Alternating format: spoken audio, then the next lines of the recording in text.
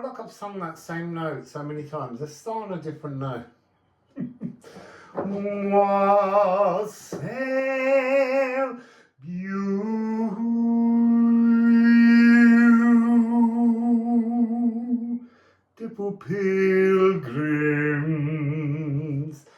So, I've just been spending all day doing the last 6 personal readings that people made a donation towards. And when I began the first one this morning for Pamela, Wassail Pamela, I was very aware that actually it's a message that everyone needs to hear.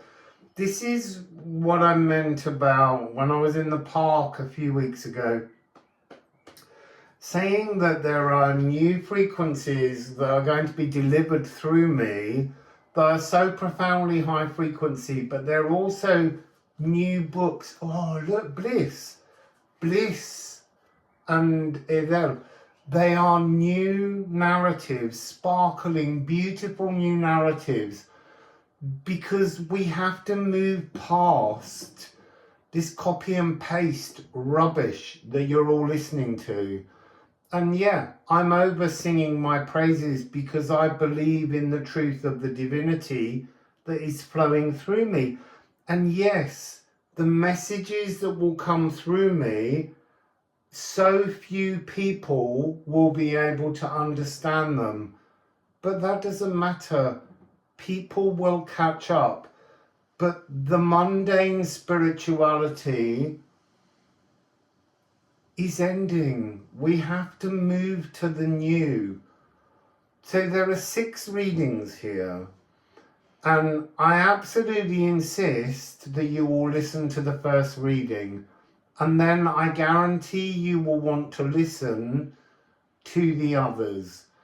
And it's inspired me to create a new way of helping my channel to exist. So if you want to be the inspiration for a new narrative opening that can help to garner and gather frequencies and stories for the collective, you can send a donation of £40 for a 20-minute reading, but your reading will be public. If you would prefer to have a private reading that includes a sound healing, using the musical alchemy cards, because they contain tones and pitches, that's £150, but it's a 1-to-1 video reading. If you want 2 hours, it's only £225. So basically, if you want one of the private readings, email me before you send any money and we will discuss it. If you would like to be part of the inspiration for a 20-minute reading costing just £40, just send me the cash, and on it write it's so that you can be the inspiration for a reading, and tell me the name you would like me to use during the reading. So I'm going to leave you with this beautiful video that's taken me many hours to record, but the pleasure in recording it was immense. And thank you to all of you who sent donations. I'm in Wales. There's so much beautiful narrative to come. I know that now, because as soon as I arrived here, there's an unfolding of a great big Mabinogi, which is a book of fairy tales from Welsh history. So please all look now at Pamela's reading, because Pamela's reading talks about a new remembrance of a starseed narrative never known before. I've had to give it names that aren't the true names, but just so that we have a language that we can use to discuss it. You know, it's all very well to have Orion and Sirius and the Pleiades, but please, the cosmos is vast. if you truly think there's just these star seeds, you need to watch this video and understand that there are infinitesimal other possibilities that are opening, and we have to change these old stuck narratives, because they really are stuck. You know, when I read starseed things, I've always had a slight aversion, even though I know they're true, because it's when it says, you know, certain starseeds are logical, certain starseeds are inventors, that's like saying that everybody on Earth is the same and we are all completely diverse. The last reading today will teach you so much about being individual and diverse, and yet being totally whole and in unison and completeness with everything in the cosmos, including source. These are wonderful, wonderful readings, and I'm hoping that we as a group can inspire all the other channels to stop being so toxic and mundane, because they're not being fair to you. Whereas whatever's coming through here is totally new. It's beautiful. And I'm really honoured to be able to share these new stories and narratives coming through. So please do make donations to support my channel, because I have to live and I have to eat. And I thank you for offering me the opportunity to live. So enjoy these 6 readings. They're time-stamped. Wassail.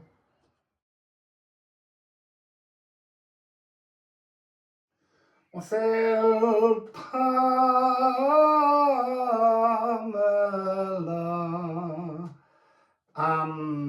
So this is your mini reading. Let's see what comes first. Regulus. You see, this is to be in flow. This is self-coronation. So I don't know what you've been doing, but there's a strong feeling of a new inner resonance. So I'm being off-worlded in some way, but I'm not able to quite grab yet where you are, or where another part of your soul's harmonic frequency is. But this place is trying to reach out to you. There's something very, I want to say it, describe it, because that's how they're putting it into my head, as a kind of a golden age of Saturn area. And so that means somewhere very healed, very high frequency, very much like I want to say ruleless and lawless, because they're unnecessary. Where this part of your soul's harmonic presence is, it's just a very gentle and beautiful and harmonious place. You see, sovereign is a really strong energy, to be sovereign, but it's like, because of the coronation, but it's so fluid that everybody there is sovereign, everybody there is equal, there's a complete fairness, and I feel there's something about that energy reaching into you, and it's almost like it's creating a greater sense of discomfort and chaos around you currently here, because it's like sort of shaking your head and not understanding why that doesn't exist here in 3D Earth. And it's not a 5D Earth, but this is something somewhere else. Let's see if there's more about that, or we can just go with the messages. So I have a card that's turned, Golden Tears of Acacia. So it's interesting because there's something, it's a bit like, do you know the Apache Tears crystal? There's something of that frequency here. It's almost like there's a there's a weeping for imbalance. There's a weeping over cruelty. There's a weeping, but these are they're like emotional tears that are filling some kind of Akashic. You see, I want to say an Akashic tablet. That's the interesting thing, an Akashic tablet. But the tablet is connected to stone. It's almost like weeping to transform. There is something very strong about this energy where it's prayer. It's like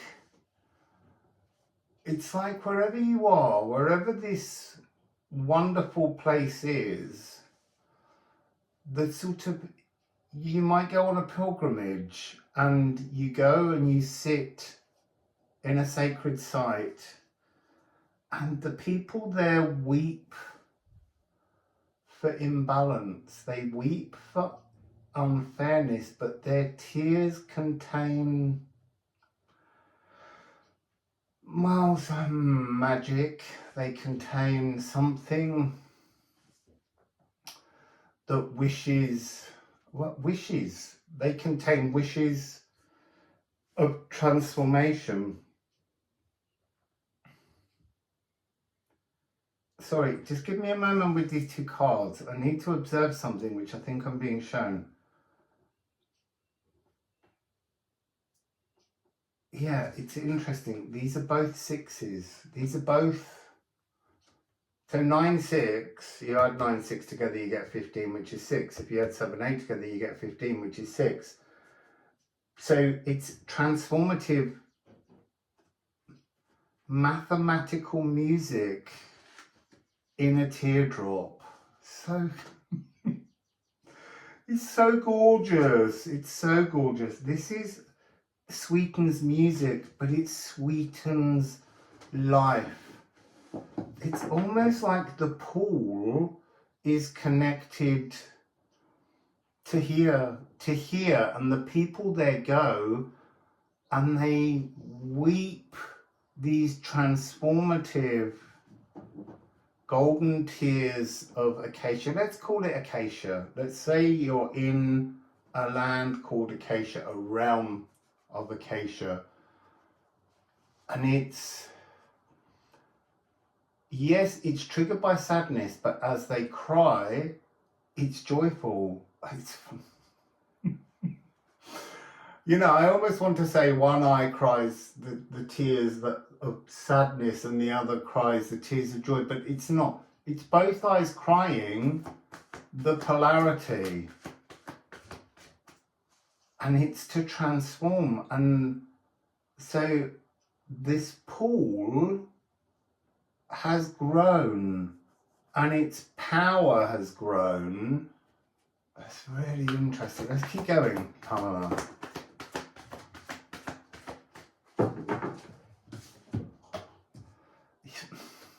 So, this realm of acacia, sovereign acacia, is connected to the earth element. It's interesting. So I'm being shown that these beings, you, another version of you in this realm right now, they are taking emotions, energy, magic, and they are putting that magic into, by their very being, into atoms, cells, H2O, the energy that makes up water, and it's some muon connection. They're telling me it's like mirror strings, like fiber optics, and it connects to here, to the moisture here, to the world here, to the emotions here, and that there's something.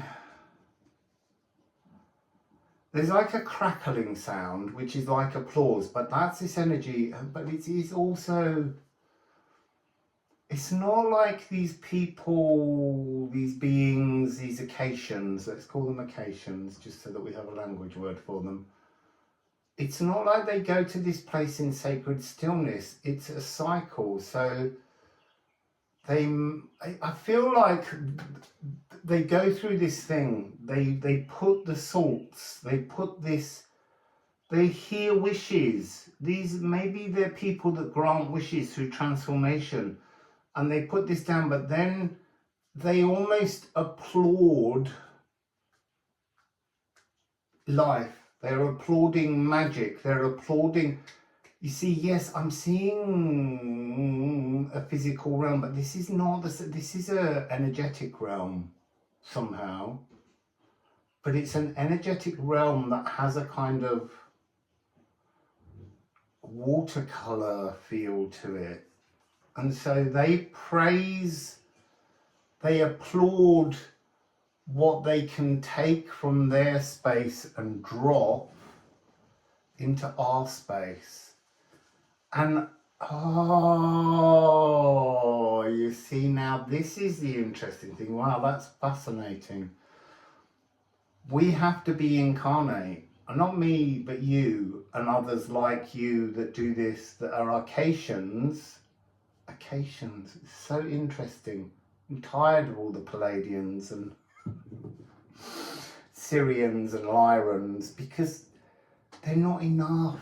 They're not the full truth. So these Acacians, you have to always have a part of you there and a part of you here, because that creates the pathway. So when I said there's a pathway between this pool, the pool is the entirety of the Acacians, and you are a thread through which that connection can be made. So there's a part of you that needs to cry.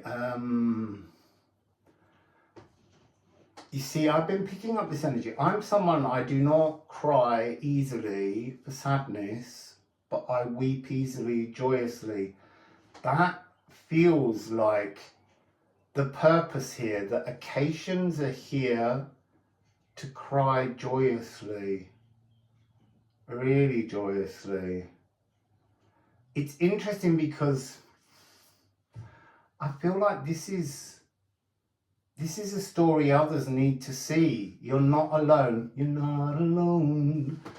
There are many others who are here who are aware of a starseed energy, but they're not being given this information. This is a really beautiful story, Pamela. Thank you.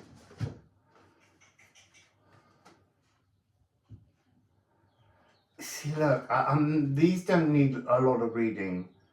This is a reading to turn heads. This is a reading to remember that the spiritual pathway many people have been led down was important but isn't their fullness. Turn around. This is the right-wrong pathway that you've been down, and now it's time to connect to what I'm just loosely calling Acacians. And then we have Libra. Now Libra has this energy of partnership. The polarity. You there, you here, them here, them there, them here. It has this thing called the triple point paragon. The triple point paragon is a moment. You see, it's saying it's the triple point paragon of H2O, of water carrying emotional magic. So at the perfect temperature and pressure, the golden tears of acacia can pass through this wormhole that is between you and your Atlas giant divine acacian frequency. And it's the point at which water can be solid, liquid and gas, because the pressure and the temperature is at the right point for it to exist in all forms. And that's the point of the weeping of the golden tears of acacia. This card's been bugging me for weeks, and I could sense there was this story hidden. No clue as to what it was. It was a completely closed book. You coming for this reading has opened the page, and this triple point paragon, look, it's giving us vitriol. This is the true inner stone. It's not the philosopher's stone we think we have. This is the true philosopher's stone. The inner earth void, before sound.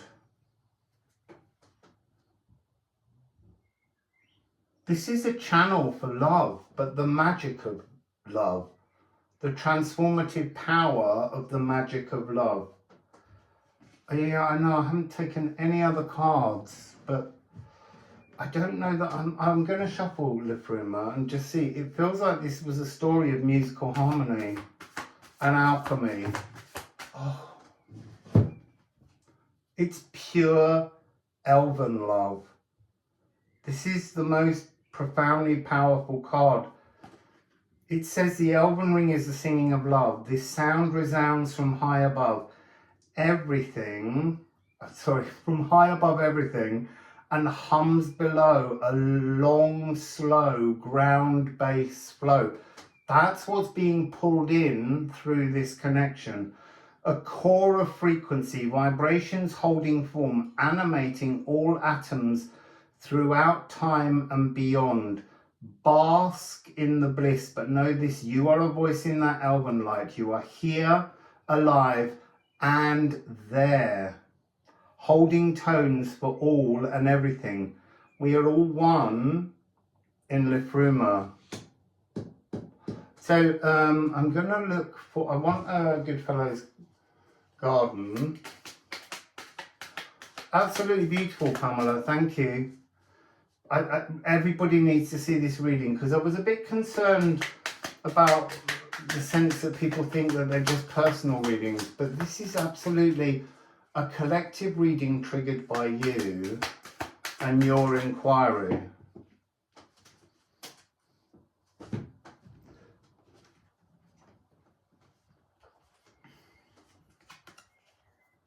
Frequency.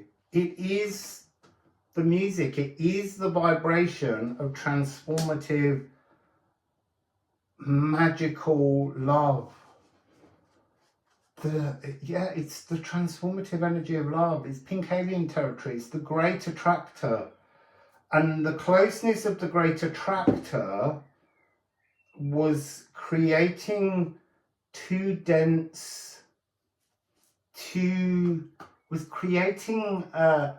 the wrong pressure. And as the great attractor has been leaving, it's behind the Milky Way, the great attractor, and it's crushing galaxies because it's opening a new frequency. And this has reached this point where the triple point paragon of that Libra card can now flow, can now activate. And it has the grub. Love is the nutrition. Love is the nutrition. You see, weirdly, I'm a bit loved up at the moment, and it's very strange. It's taking away my hunger. I don't have a hunger. I have to tell myself to eat. So that's really interesting. Let me just get a couple of ceramics.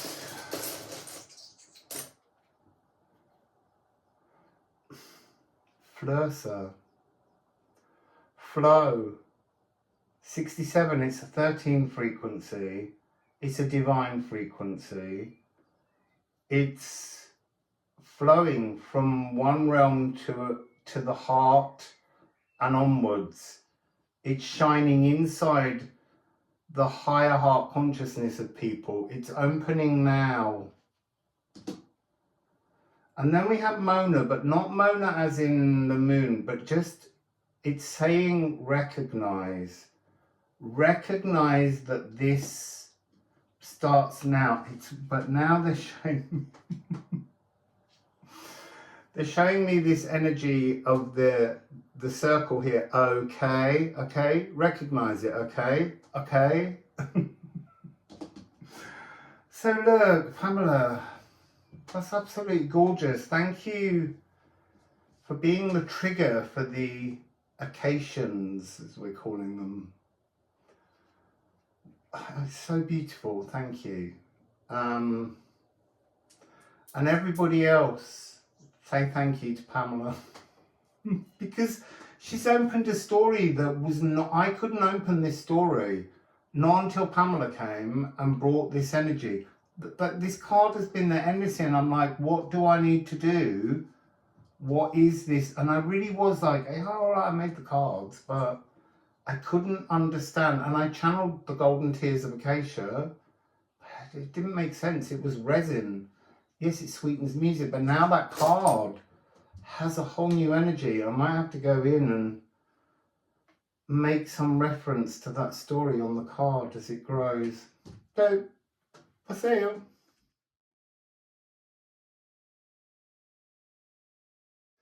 Wassail Nadia.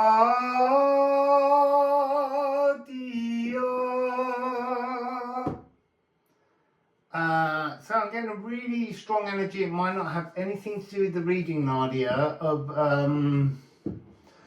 some kind of past, future, but some kind of connective life to being like a mother abbess or some sort of ceremonial head of some kind of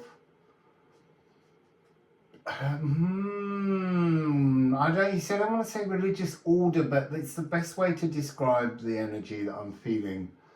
I wanted to find a word that was more like of a sacred tribe. So, thank you for your donation. It's helped me to get here to Wales.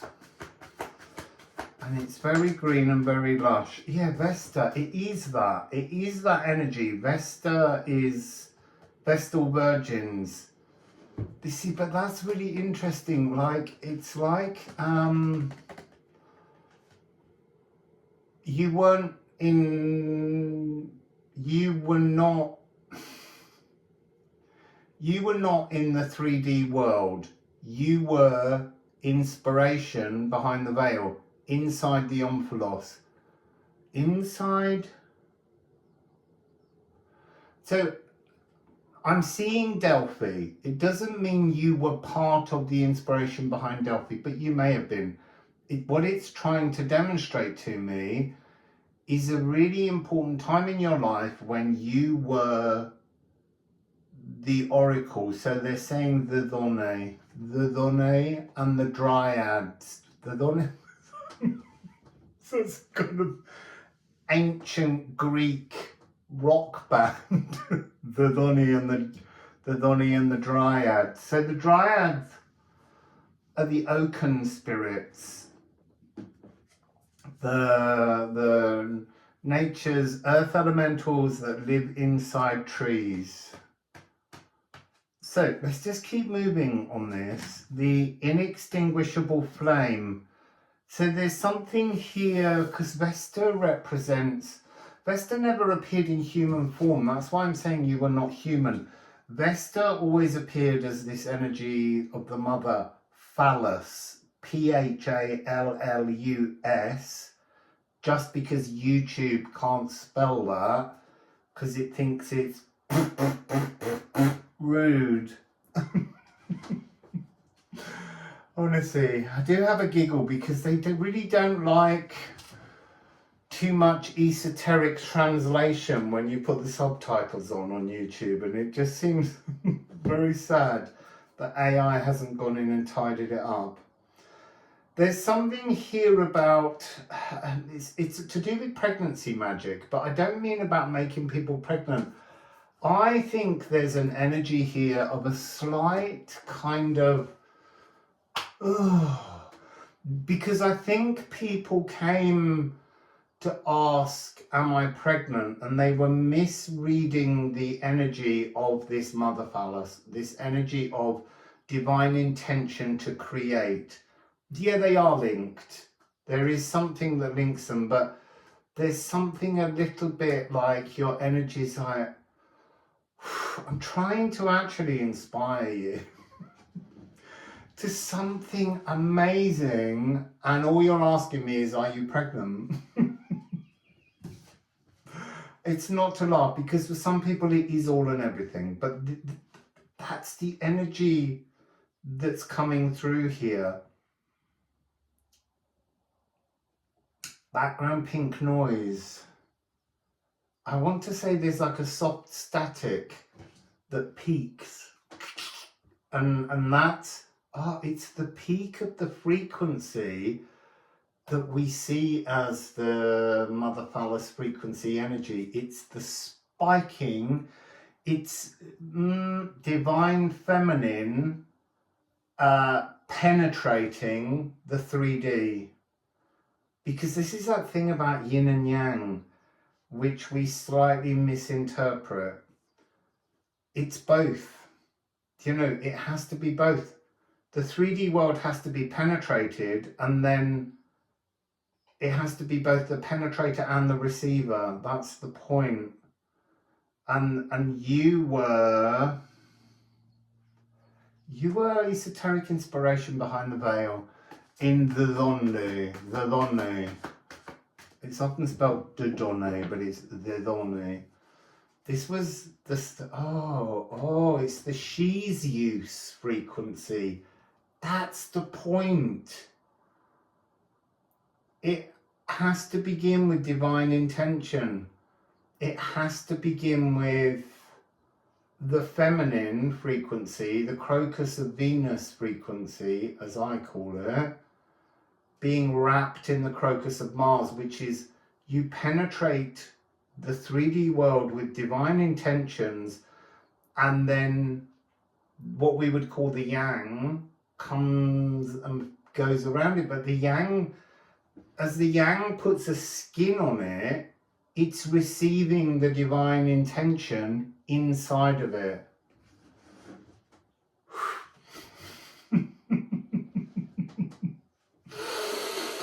So, just give me a moment.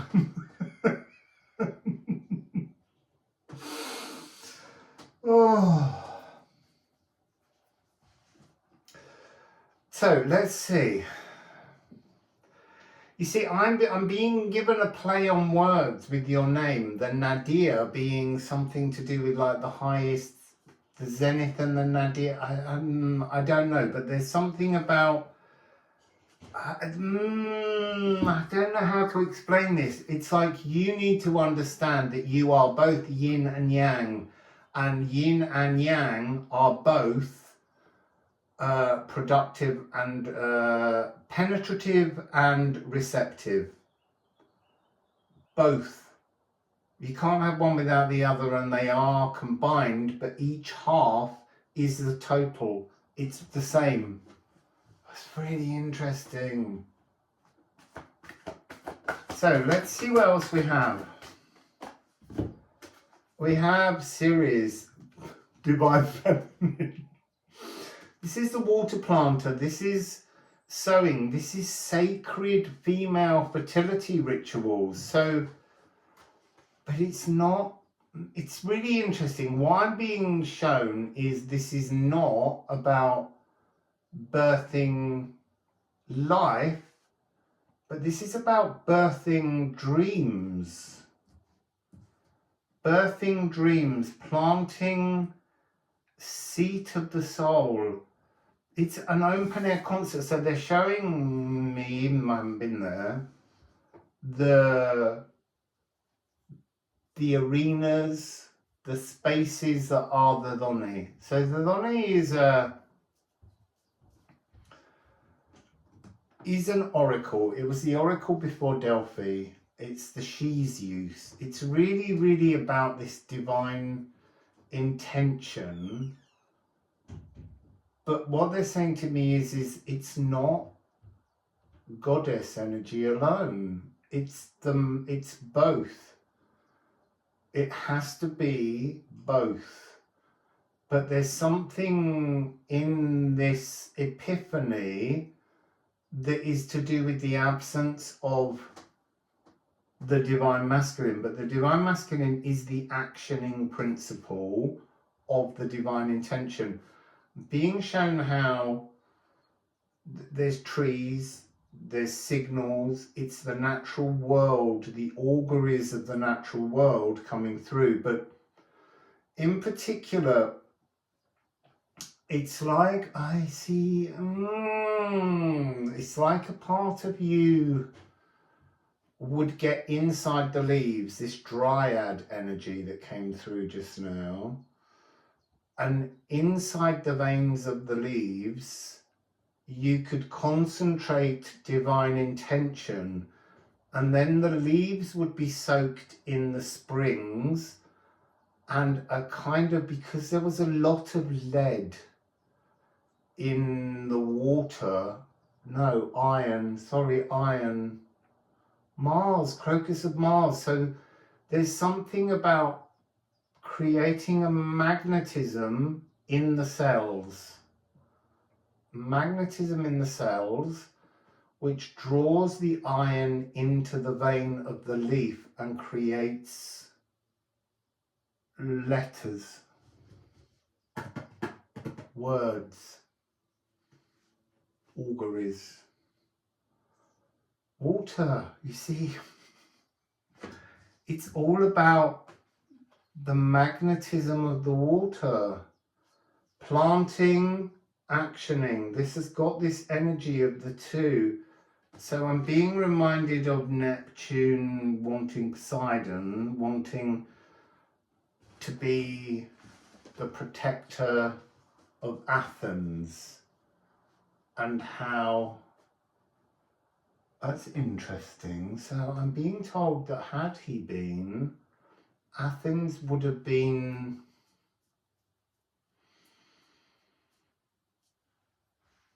less creative. It's almost like this energy of goddess, protectress, enables the divine intention for humanity to put the skin around and not a god. Gods have a habit, this is interesting, gods have a habit of neglecting not the creativity, it's something to do with they just create war more regularly. They create a demanding aggression rather than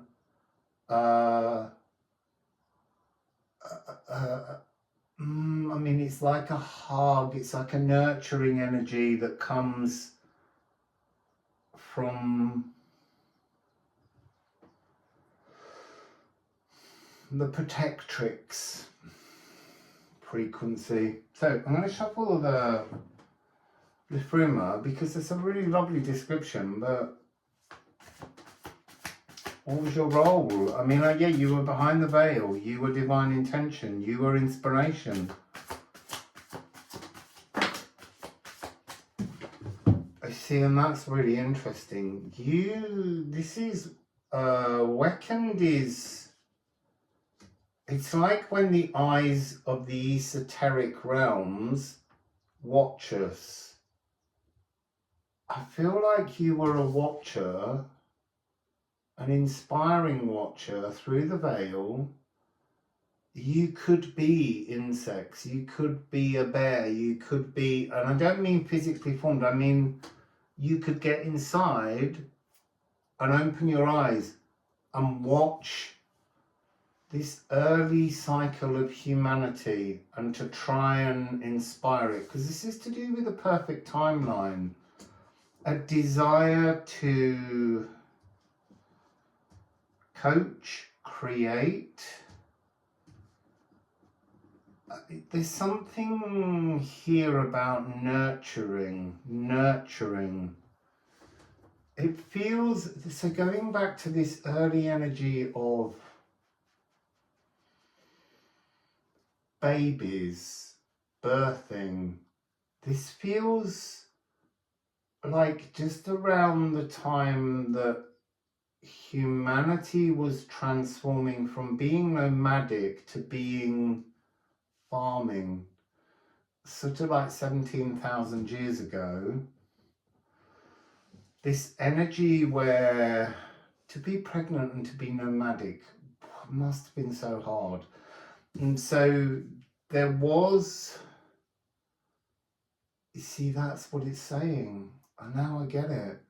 There was this kind of, you need to stop. You need to sit. You can't make women walk pregnant for so much time.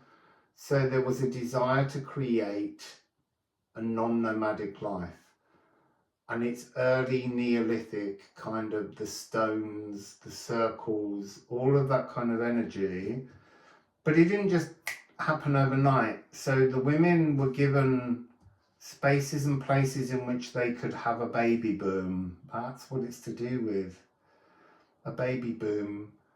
But the men continued to be nomadic in that they didn't yet farm enough to provide enough for the baby boom, the number of children that were coming into the world, the growth of the human species, and the kind of collapse of Neanderthal, unless Neanderthal had bred into the species we now call humans. So there's an energy here of in creating the need to nurture and to build and create. We also created a greater sense of violence. And so that very early energy that I had of that to do with being pregnant is because life in this way created certain energies, jealousies, and that's what you were trying so hard to inspire people to not hold on to, which is a beautiful thing. So yeah, wars were created because humanity paused, rested, and created. So that's really interesting. See, we think of it as being, we built a city, we built lands, we farmed, we built irrigation systems, but all of that was just the most ingenious, esoterically, divinely inspired way in which to grow. But that growth accidentally created this frequency of jealousy and then war and violence. Wow. So how does this help Nadia now? How does this help Nadia now? See, here we've got a 9-9. We've got an alchemy frequency, but it's coming out with the blind god and Egelshamir, which is the helm of Or. I want to say that it's got this frequency of the law of unintended consequences. In the esoteric, it's the law of intended consequences. We know what everything does. You, as an oracle inspiration, knew what you would do in your realm. But when you added the law, L-O-R-E, from your realm to this realm, there's always an unintended consequence. So in creating space to nurture, we created opportunity for abuse and violence. And it's time to alchemize this understanding into our world. Let's get some ceramics.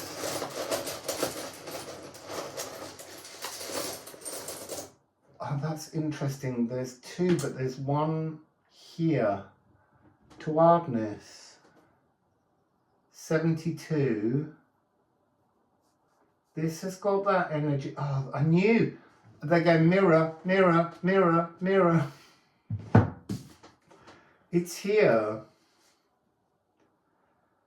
There's something, this is really weird because it's going against the grain of something I think about. It's like the future is never known.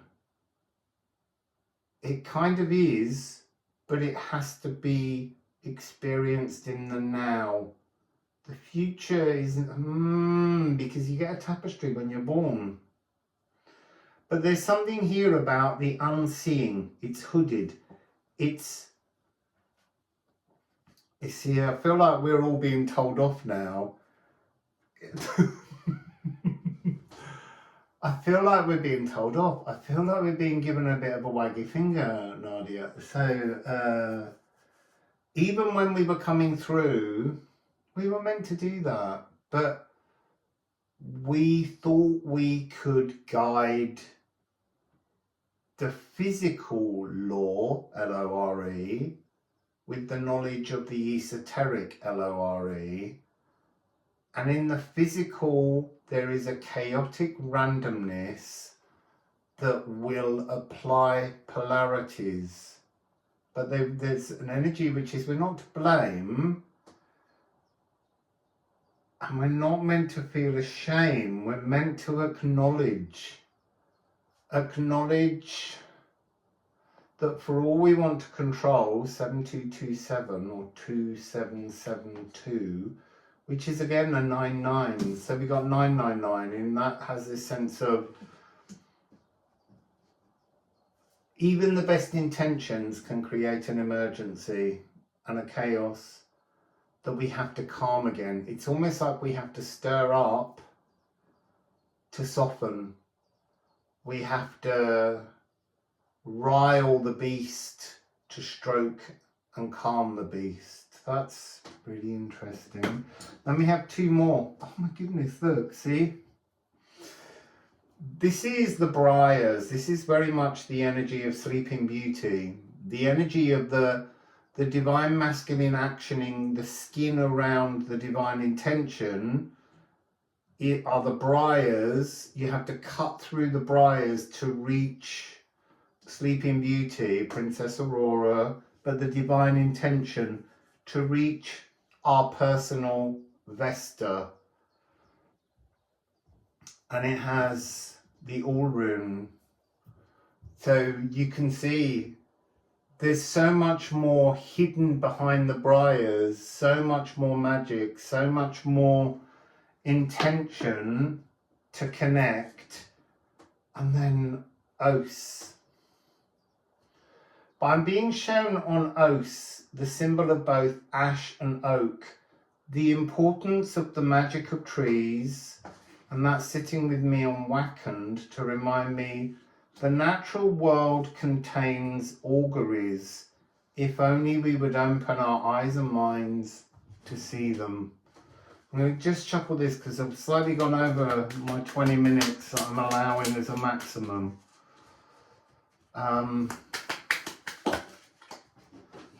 So what do we have here?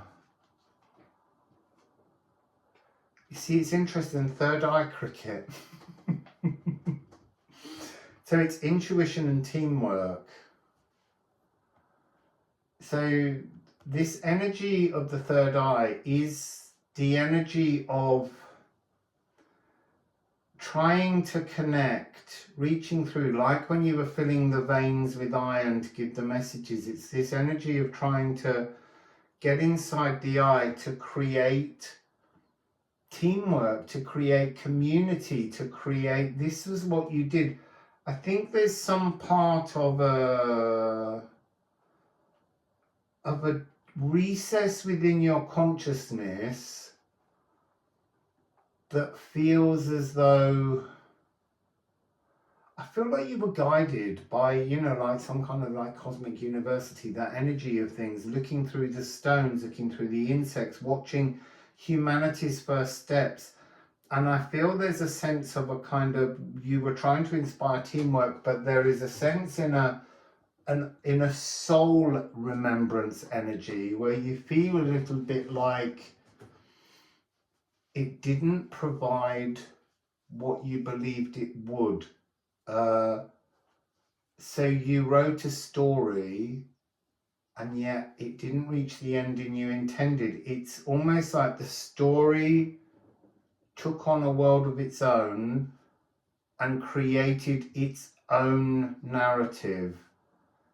And there's some part of you that it's not a sense of responsibility, it's just an awareness that even the best intentions can be, I want to say, led in another direction because of physical world distractions, things that catch the eye. And so I think the message here really is it's learning to let go of responsibility.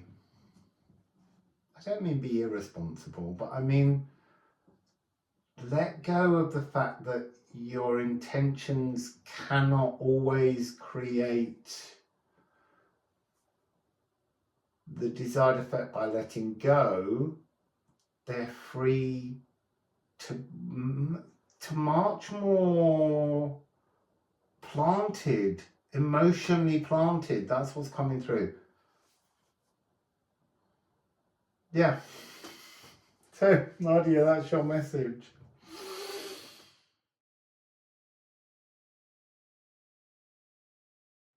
Wassail, Shirley. I could hear that going to a height, Shelley, that I couldn't sing right now. Shelley, and there's something about that mirroring energy coming down, rising up, though, perhaps. So let's go into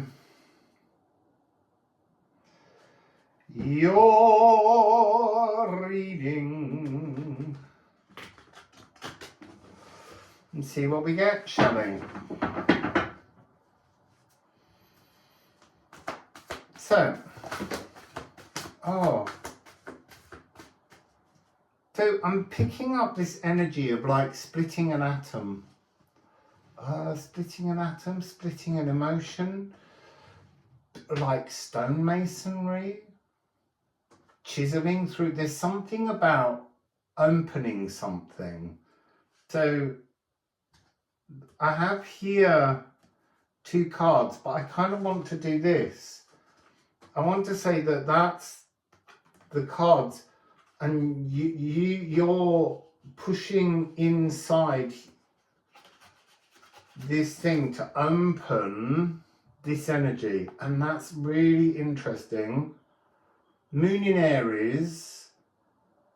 I want to say there's something here about Mars. Mars rules Aries, but it's single Mars. It's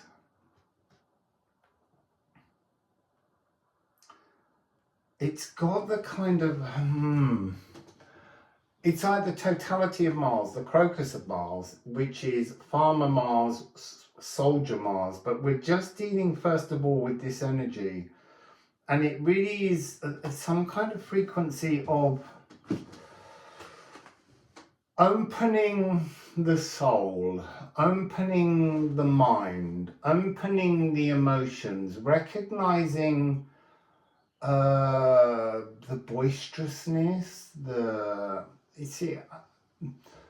there's an aggression, but I don't want to call it with that word because that's too strong. It's almost like taking the word violent, and once upon a time, like in the era of Jane Austen, violent didn't mean what violent means today. It was something just a little bit more animated, like there was a suppression, and anything that lifted forwards of that kind of very suppressed energy was seen as violent, but it was still very gentle. It wasn't the energy it's become. It's become hotter. It's become more aggressive. And this really is talking about reaching this crocus of Mars divine intention. I am I, or I am becoming I.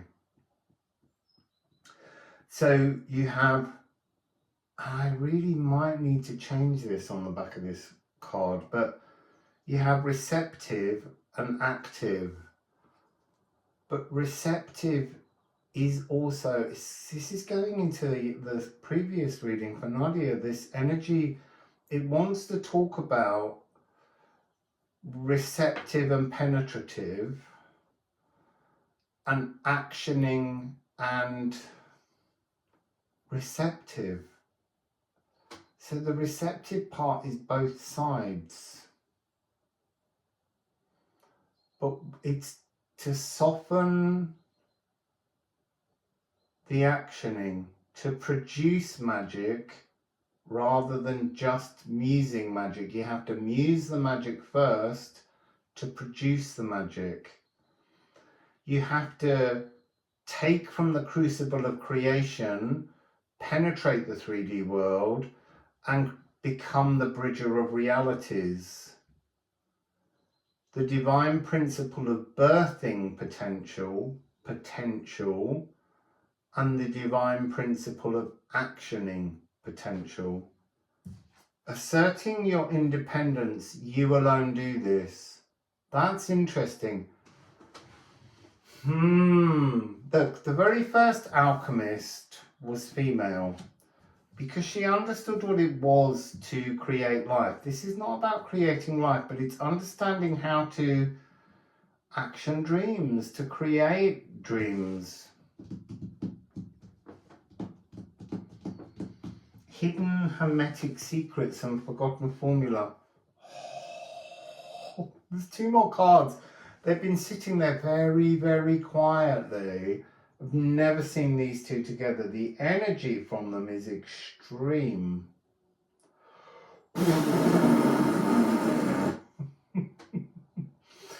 It's the Philosopher's Stone, the cosmic womb, the endless possibilities of all things, and it's the energy of the stellar nursery, which is the golden path.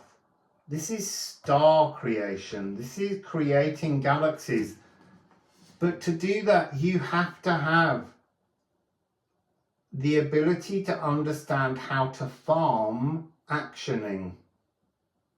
And look at all that power, all that red grounding, physical, cellular becoming that's sitting here in this energy. What's not showing here at all is the divine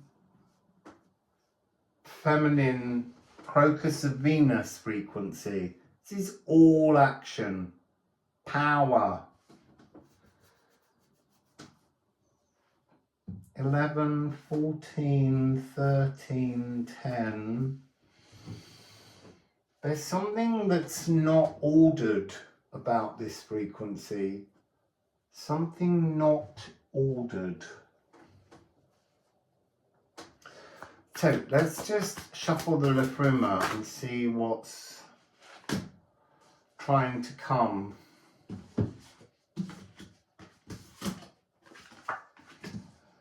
So we have Ing. Ing is again masculine principle, something being birthed. It's Freyr. Freyr is Freya's brother, twin brother, and son of the sea, Freyr. And this is about fertility from the soil's soul. This is still talking really strongly about the physical world must acknowledge emotional intention as the foundation, the invisible form behind all materialization, all physical realm things. And the next two cards that we have are Raid, the journey, 5, and Gaderung, which is the gathering. It's also a harvest. to set off on a journey in the physical world needs look, it's got the harmony of the mycelium. It's the highest hive mind. It has to have. So Mary the Jewess, I'm seeing her, card 99, Alchemy, the creatrix of the Philosopher's Stone, but the true Philosopher's Stone, which is life, physical life. And there's something here where she understood the connection to the fungus of all things, the mycelium. It's got something to do with when you put a skin on a physical thing, it has to be locked in time. And it's the mycelium, the bacteria, that is the lock on linear existence. If you want something to be physically present and not energetically present, to have solid light refracting mirrors, plants being green, flowers being, all of these things are to do with holding mirrors. I see, and they're like, I'm not saying you were the window cleaner, the mirror cleaner, but they're right from the very beginning. There's this energy of being like a gatekeeper, Shelley, and deciding what can and what can't in a previous incarnation. Interesting. So I'm going to pull.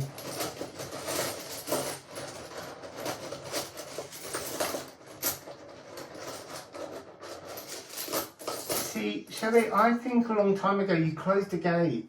You closed the gate because you didn't feel that the intentions were worthy enough for this. It's like you were a realm, the guardian of a realm, and you decided that there was too much actioning and not enough intention, because there's no feminine, nurturing frequency here. It's almost like it was sucked away. It was bled away. It was leached, leche. It's that frequency. And we have 63. We have the Ophalagu. I feel like this is interesting. I've never had this energy before. You took off the cape. I feel like you abdicated. You just went, you know what? I created something so beautiful and so joyful, and my realm, my world is not being respected. That's what's coming across here. And then 50, Rippian. I feel this is to do with maturing, ripening, but I feel like you felt like it's a cycle. It's a cycle. It had its golden period, and then, you see, that's really interesting, because I was being shown time and bacteria and the need in the physical world when we're locked into time. Yeah, this was a physical realm that was created. You wrote this realm. You built this realm. You were an architect of the universe in this existence, and your realm was created, and it grew and it bloomed and it blossomed and it was beautiful, and then the fruit falls from the tree. And I think you nurtured this. You nurtured it as it was consumed by time and then freed from time. So it's like the fruit that fell to the ground, because it no longer, it was a cycle. It had its purpose. You knew that it would exist for a certain time, and then you took off the cape. And 21, this is the Lagu. So it was an Opalagu. You were an Opalagu. You were given an energetic... I can't find a word for it. I know what I want to say, but I can't find a word for it. You were given like an energetic certificate, or you were licensed. You were licensed to build a realm, Shelley. And then when it was done, when it had had its full and natural cycle and it was returned and everything was decayed and rotted down and composted, you then took that cape off. You were the realm. You were the everything within that realm. And then that all went back to the Lagu. But you were, oh, wrong way around. You were wearing the cape of an Opalagu. And that's why there's no feminine energy here, because this was your divine intentions. Your consciousness was creating an entirely physical world realm. And when it reached the end of its cycle, you took the cape off, and your divine feminine esoteric intentional frequency just returned to your cosmic soul port. It's really lovely. It was just like, it was a great big jigsaw crossword puzzle that you built, and it grew and it lived, and beings popped in and they enjoyed, and then slowly it had its cycle and you nurtured it. I mean, I want to say like nurturing someone who's ill or dying. You loved this to its very, very end. Crown chakra, look at the wisdom it gave you. That's the whole point. It was so, you see that, they want that to go together. It was vast, it was populated, and then it was just wisdom. Cell. It ripened, you grew. Oh, look. And it has roots. It had roots, but the roots are in the wisdom that you carry now. It's really, really interesting.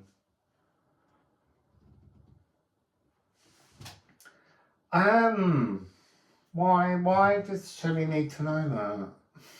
Sorry, but I feel like you're about to do it again.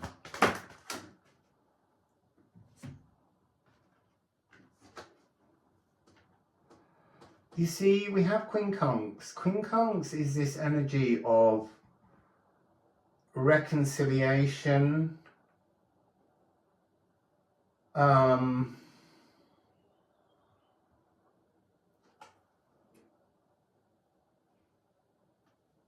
challenging,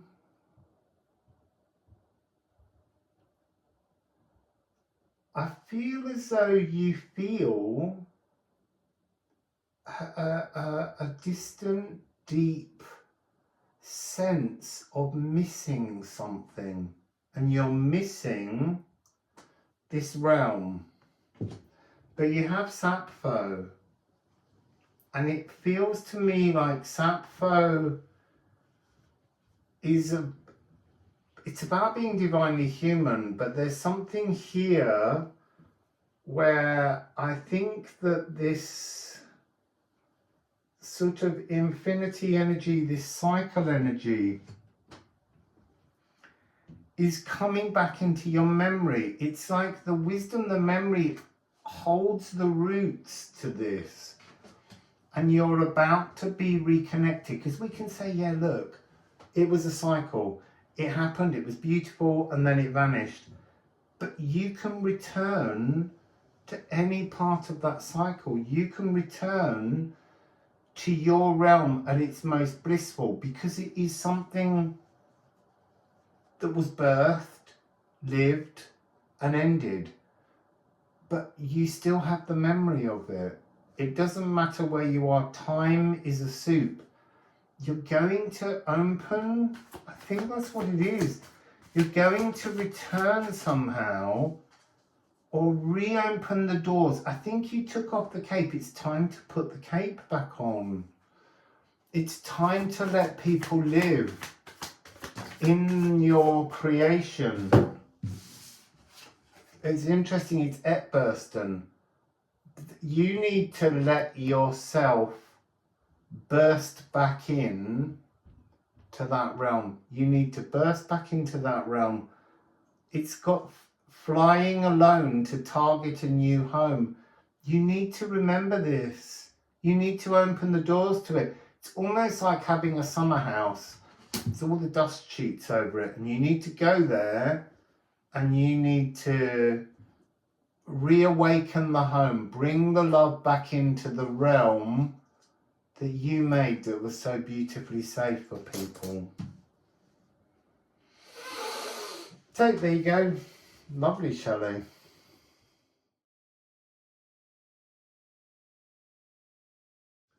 Wassail, Ædan.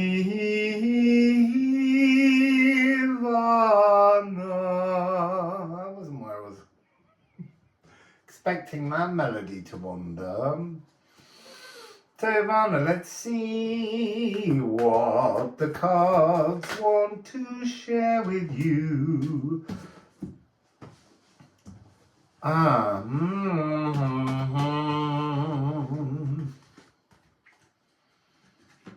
So there was a big turnover and a really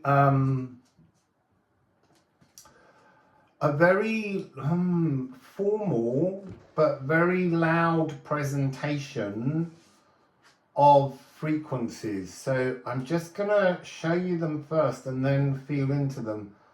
This was immediately turn around. You need to return to your essence. You've been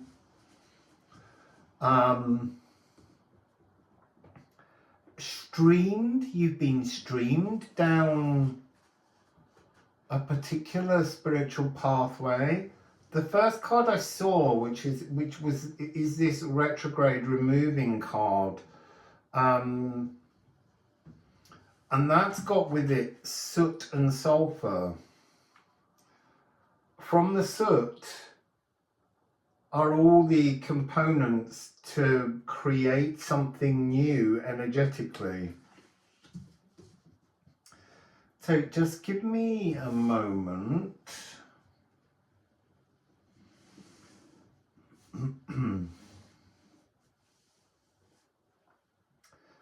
I feel I'm seeing an energy, Ivana, of a kind of a very vibrant life force, but there's a small fragment that isn't resonating. Where did I just see the word luminous? It's on one of these cards. It's on this sparkling new narrative, this sulfur card.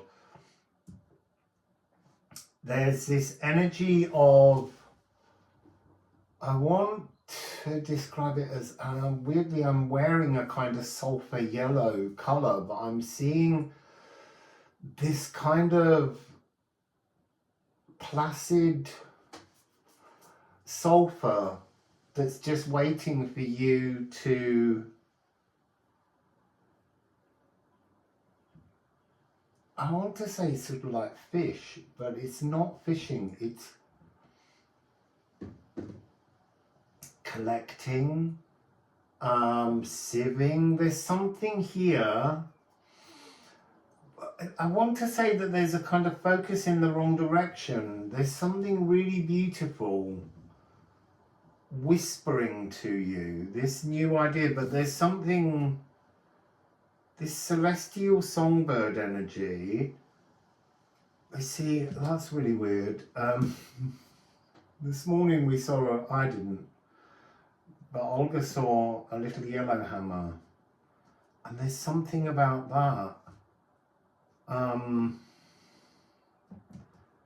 I'm also being guided towards Scandinavia and Norway, like the Sami people. There's something here about a complete physical transformation, like the ancestors were darker, were black-haired, were dark-eyed, and how the new is this more sulfurous, yellow, blonde frequency. I want to say this is really interesting. I'm being shown hazel green eyes with blondness. But that's not where the ancestral roots were. There was a much, sootier, but what I mean is just like more. So I'm feeling like there's an energy here in your ancestral incarnation frequency of a migration from the Sami Lapland, as we would know it, regions, reindeers, to elks. A movement through Iceland, through Greenland, into the northernmost regions of Canada, and there being somehow not much of a physical difference between you and the indigenous people you found. And it's like archaeologists are seeking this sulfurous buttery colour as evidence of some kind of Viking presence, Scandinavian presence, but you didn't look like that then. I can't quite. The remove card is saying let's look at this retrograded incarnation. But why? I think it's trying to say that sometimes we have past life experiences, and the modern human loses contact with the presence of storytelling, but that's really important because some stories complete themselves. It's got a really powerful energy because it's got 7654 to count backwards. Again, that retrograding energy, but it's also 76 is on the Soot card is 13. And when I see 13-9, it's a really divine, intentional energy. But it's an energy, I want to say an energy that had enormous colour, enormous power, and then that energy just dropped out. It was guided down. See, I'm hearing the Giant's Causeway, but that's in Northern Ireland. It's not. When it says the Giant's Causeway, it just means down a giant human pathway, mixing with like beaker people. Interesting. I think there was a greater connection. There's something, this has got something to do with ceramics, milk, and yogurt. It's really weird. But the notion of how ceramics enabled man to build up a gradual lactose tolerance that was lost. That's the weirdest thing. It's talking about like biome patterns of protection and how not how quickly or rapidly or slowly, but how biomic, I'm making up a word there, how biomic, how the biome creates protective species that eventually transform and change, and they leave this shadow gap, like a vulnerability. That's interesting. That leaves a, like in this case, it's showing us the story as like a lactose vulnerability. Because there's something here to do with that notion of the majority of the world has a lactose intolerance. And I'm being told not so much in cheeses, but just in the direct consumption of milk. And how the most lactose tolerant are the people that the Sami have become, not what the Sami were. So that kind of Scandinavian, well, blue eyes, fair hair, are supposedly the most lactose tolerant because they created pottery, which meant they could store milk in colder climates, and so it was something which they built a tolerance to. But this is about a migration to another space and losing this biomic. I am the biomic man. Yes, so because this is aquavita is alcohol, and that can be both a restorative and a toxicity that can cause problems. It's about balance. It's about what's the phrase where it's don't overconsume things that create fragmented discomfort. Everything in moderation, but not everything in moderation, but don't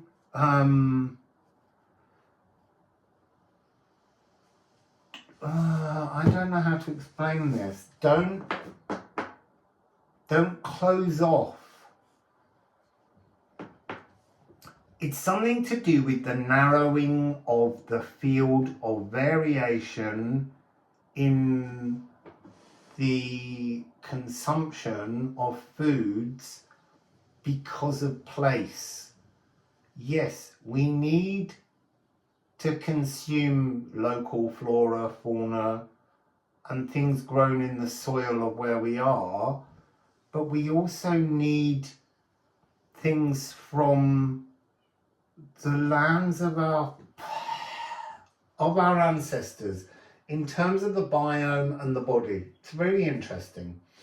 So I could travel the world, but it would always benefit me to look at my origins and say, I will always benefit from the biome of foods grown in Britain, but I would also benefit from foods grown in Ireland because my father's family are from Ireland.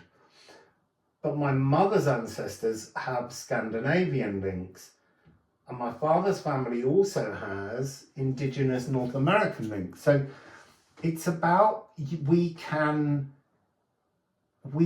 create fragmented biome shadows which can stop the rejuvenation or age us quicker by the absence of, well, something that supports the cells that we inhabit. We've got swelgeness, the past, and it's like this is talking, it's really interesting. So all of these kind of tendrils, these vines of nostalgia that link around us, there's something in this that's to do with Ædan and the golden apples, and that notion of diversity. Diversity is strengthening. Diversity is the key to growth. Narrow-mindedness and narrow diet is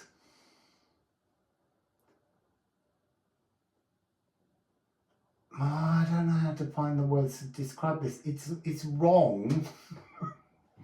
So narrow-mindedness, narrowness of diet is the opposite. To be fallow.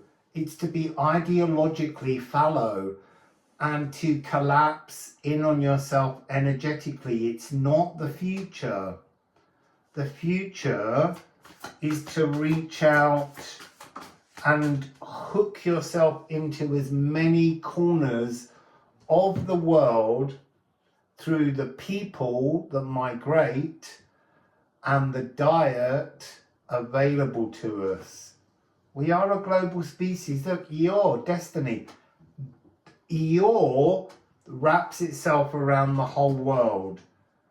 So your future frequency grows and develops and finds your essence by the diversity of the spaces and the places that you live in, that you feed from, that you find friendships in. Find friendships within the diversity of humanity and the foods. So I really like that as a message. Let's get some.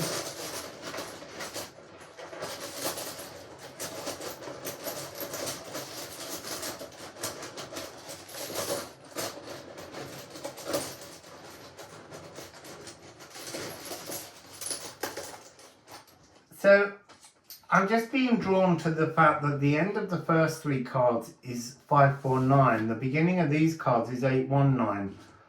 There's a 9-9 energy, but they're showing me take the 9-9, flip them on the head, turn them into 6-6.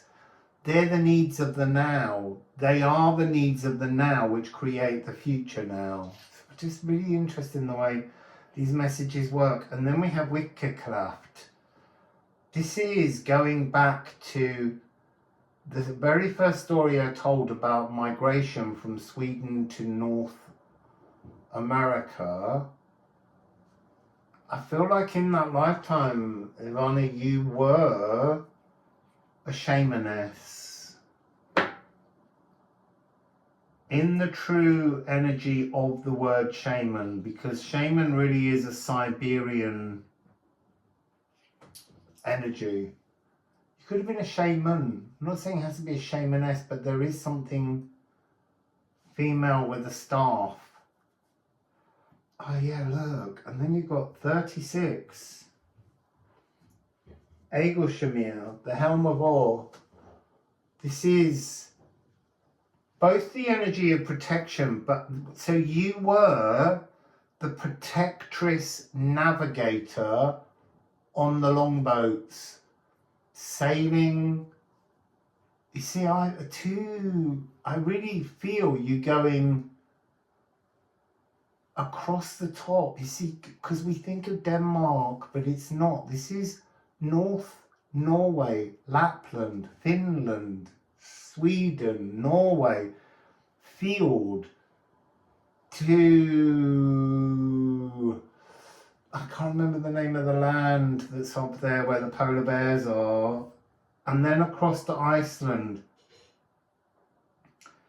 And you were both navigator and protectrix, but at each space, people stopped to create communities, and each offered you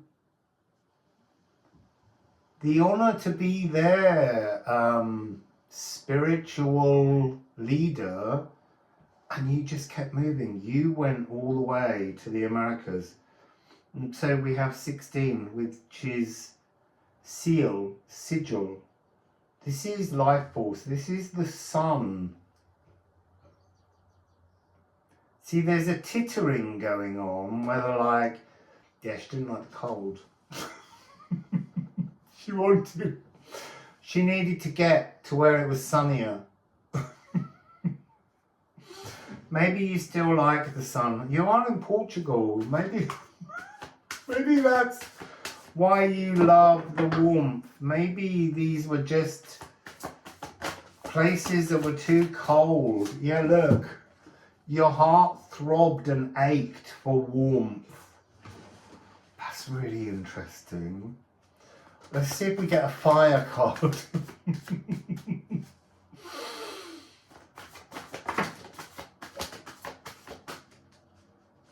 Yeah. We got sigil, seal. We got that again. So 16, 16. 16 often represents heart's desires as a number. It was not your desire to rock up shop somewhere cold. It just, that's why you left there. It was too cold. You needed to bring, that's interesting. It's going back to that milk story. You needed to bring the knowledge of having, I want to say making, storing foods. You were like an early holder of the knowledge of preserving foods, salting fish, all of those kind of energies to maintain humans. You taught these frequencies. Then we have, right, it was your journey to go on the journey of presenting new knowledge. 515 might be an important number for you. Change to your essence and shine. Oh, look, Sunsteader. To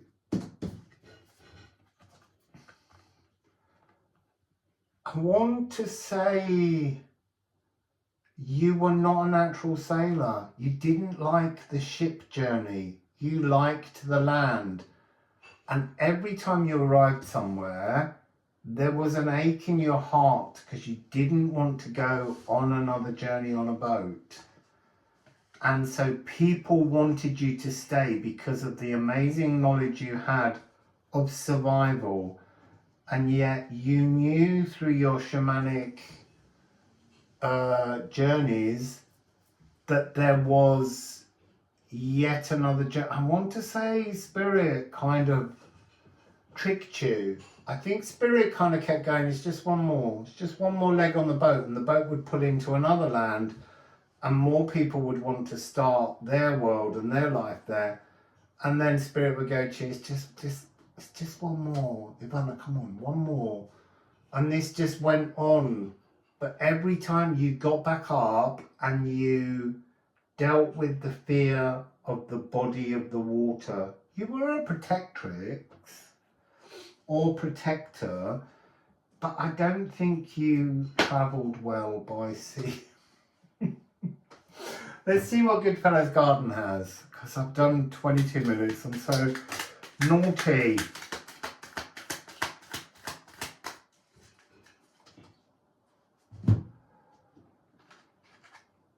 You see, look, magic beans, opportunity. You were on a magical journey, but this is the more interesting thing. Agatha. I think, Ivana,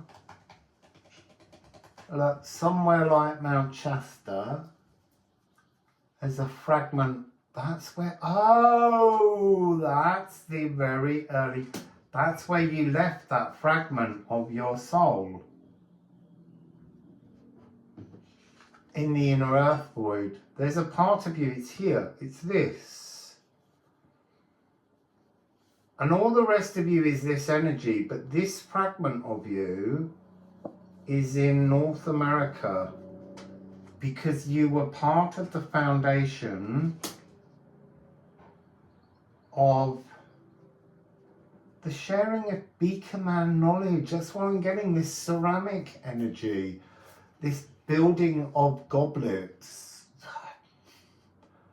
You know, it was a moment of quantum transformation for peoples. That's what's coming through here.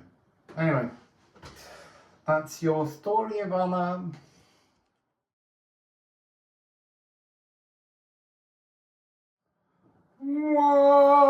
Wassail, Catherine.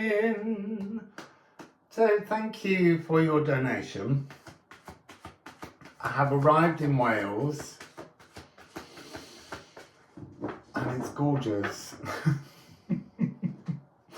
So let's see what story is coming here. And before I go anywhere,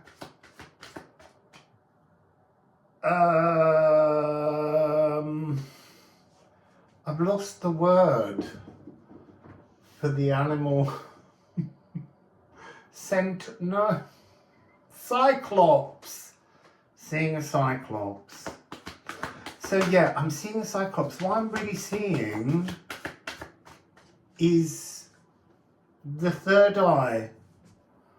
The third eye doing all the work. That's interesting. So is there an energy of stop looking with your eyes and look with your intentions? I don't know. Solar eclipse. This feels like the eye. You see, I'm hearing the eye of Horus and the eye of Ra. You might want to go back to that reading. Divinely human. Human too. There's a resetting energy. An awakening breath. Future aligning. Celestial. Open or closed. It's time to open your eye of Ra or your eye of Horus. This Aquavita. There is an energy here within the DNA coding of lost or trapped in addictive behavior, in energies that suppress and depress, and you're turning that around. That's this galactic opportunity, a musical suspension. It's almost like lean into the suspension, because it's only by leaning into those two notes, and there's something here of a psychic scalpel energy that needs to rub together. It's almost like it's harmonious. It feels good. It's got sixths and thirds, but when these two sound waves move together, they're clapping each other. They're giving a harmonious sound, but there's something that's knocking along, that's actionable, that needs resolution. A suspension that requires a cadence of authenticity. And that's what's coming. So going into a perfect fourth or a perfect fifth, and the two energies matching. They don't knock. They haven't got this kind of rubato sort of slowing and speeding up as the sound waves clash, and then have moments where they're together. This is reaching a point of resolution. And we have sextile, getting flirty with self-coronation. It's not there yet. This is like there's a new rhythm dancing you towards some kind of peace here, Catherine. So let's have a look. So look at this energy, this colour. I don't know how to describe this colour. This sort of deep sea green blue. It feels like deep sea green blue is an energetic description of you. I don't know why. 913. There's a divine, powerful... Oh, you see, I want to say intrusion because I feel like it's going to press in regardless of how you feel. This is some kind of frequency inevitability. You're going to get to this A&E. I feel like you're coming through this perfect fifth of the sun and the moon, the eclipse tunnel on the 7th to the 21st. So A and E, let me just visualize. There's something going on. G sharp and F. So a minor third. It's going to a minor third, which is it's like going to A and F sharp, which means it's like this third eye becomes an energy of pure higher consciousness, galactic love. Like you're some kind of cosmic cyclops.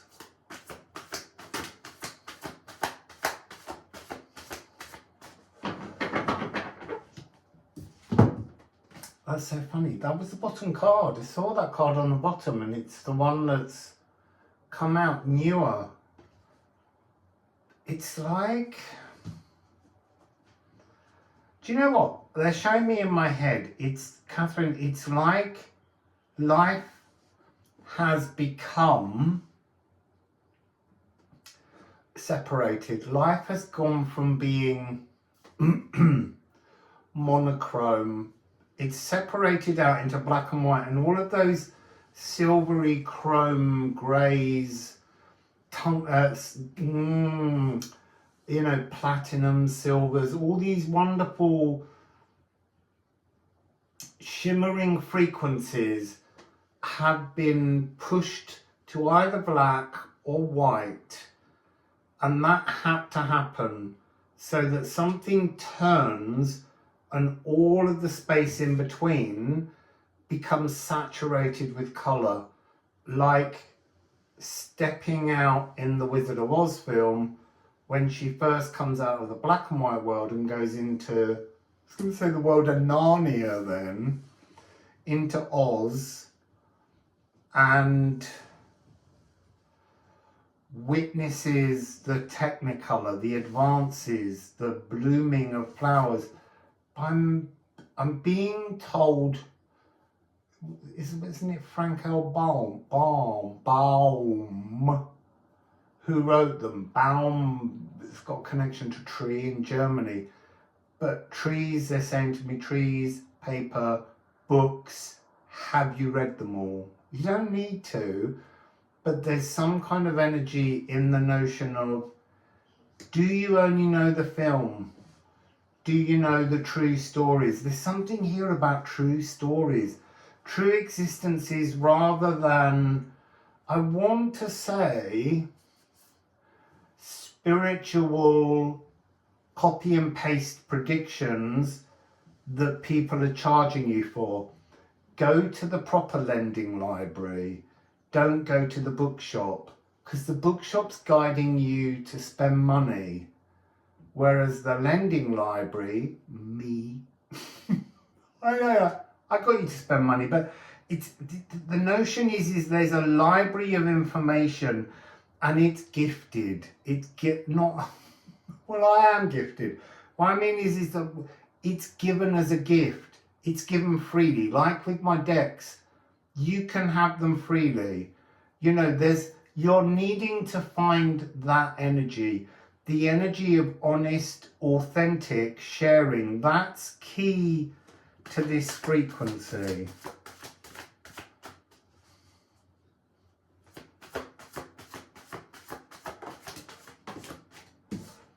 And yeah, look, 70, and we're now, coming to the now. It's now. Now. unpick the past threaded traumas clogging your previous future pathways, re-sow the tales of woe entangled around you, stopping you stepping into the unembroidered now. Look not backwards nor forwards. The present step is the right step. Willing for and hoping for will not enliven your future. Dream needs current actions. You see, this is the dreams that need current actions. They're just a flirtatious opportunity away. How do you reach them? You have to walk in blooming, colour saturated divine intention, not monochrome. It's like your life has been monochrome in its resonance, not in its experiences. They would have been rich and varied, but in terms of what you're capable of, it's almost like turn up the color and the brightness. Oh, look, yeah, look, it's like there's a whole new projectionable possibility. It's got all this hidden within the magic, but all you need to do is open the space, clear it for the now. All that magic is there, threaded away, but you don't need it. There's something about this as well, and this. This is in this and in this, but it's got to have less sharpness, less angular, more calm and gentle, fluidity, opening of the Cyclops eye. That's what keeps coming through here. The opening of the Cyclops eye. There, look. It's you need to see you and your world with your divine eye, not the pair that only see the world around you. So let's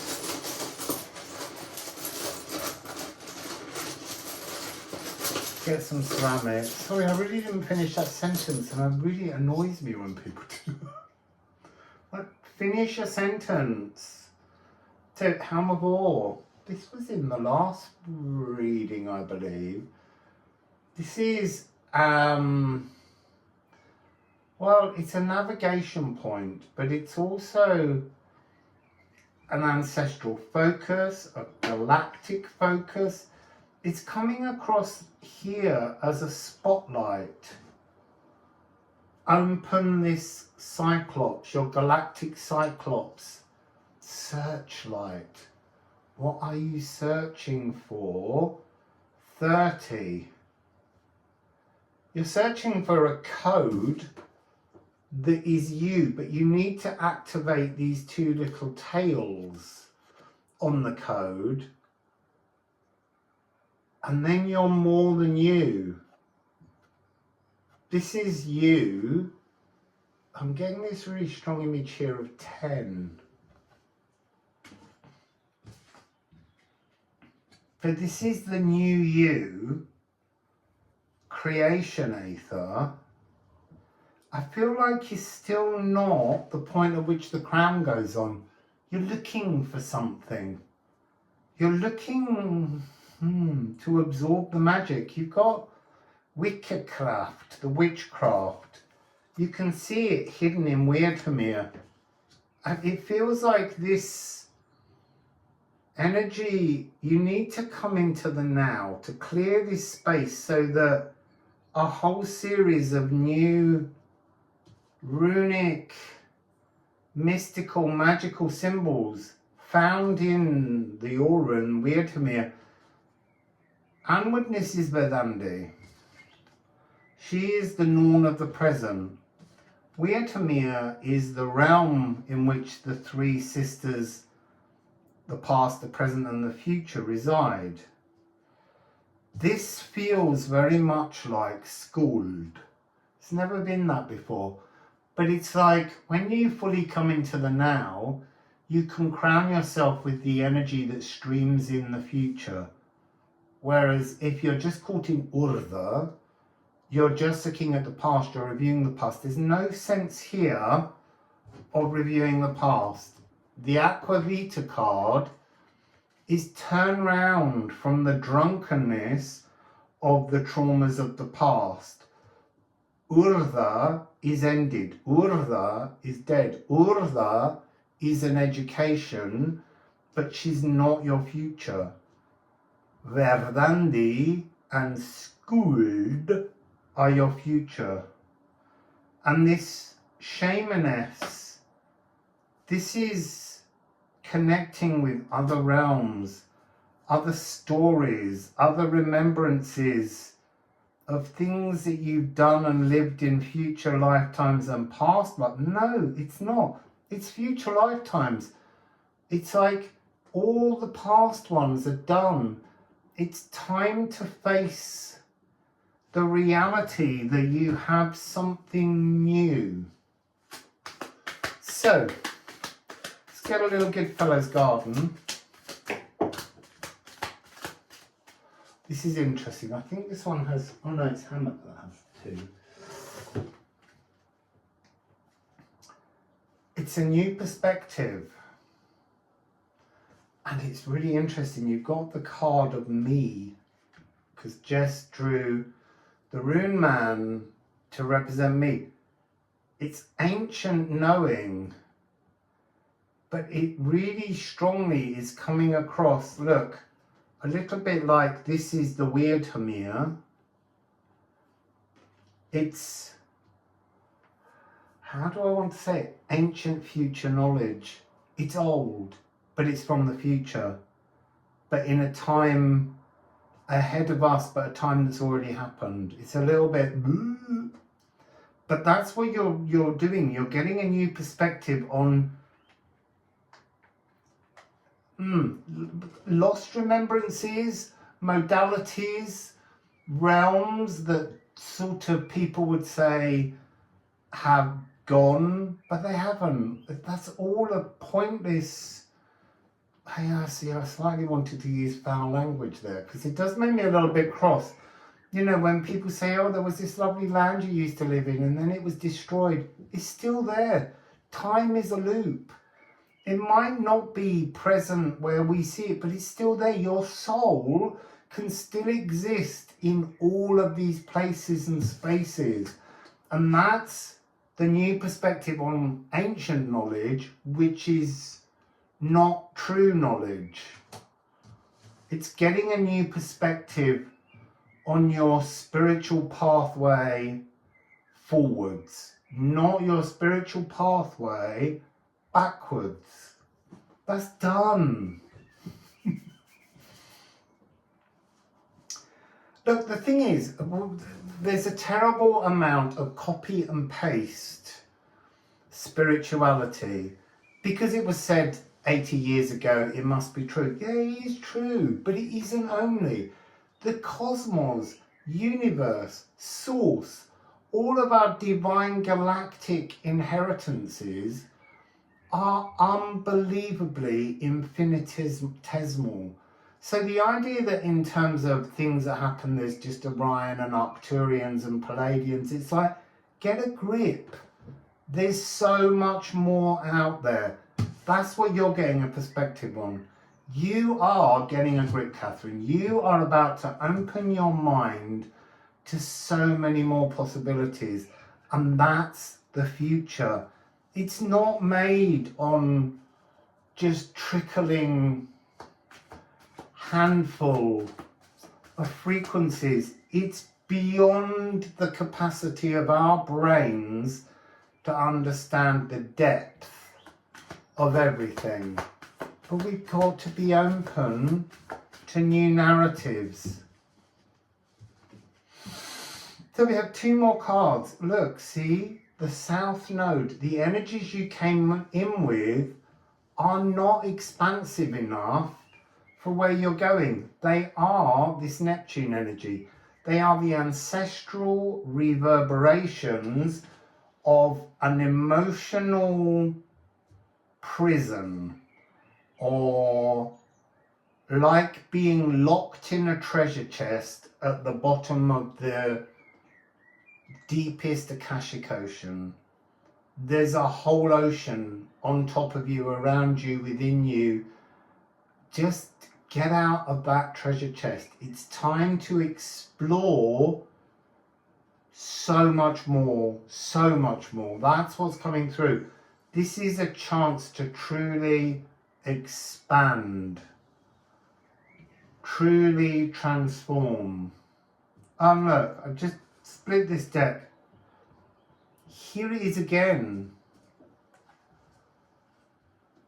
It's got this energy here of navigation. 363699 alchemize. So this card talks about protection, and that's exactly what you don't need right now, Catherine. You need to know that exploring the endless cosmic and divine opportunities is your protection, because otherwise you're just in prison. You're in a spiritual prison. Aquavita, time to skip this track. That's exactly it. You're tuning into divine opportunities. I want to say it's almost like, because I'm being shown two helms of ore are like having the wheels to your chariot out of prison, out of the old spiritual practices that just aren't serving you. There's something else way more magnificent and splendid that is meant to be your destiny. Yeah. I'm not sure what I said. I feel like I want one more ceramic. So yeah, here,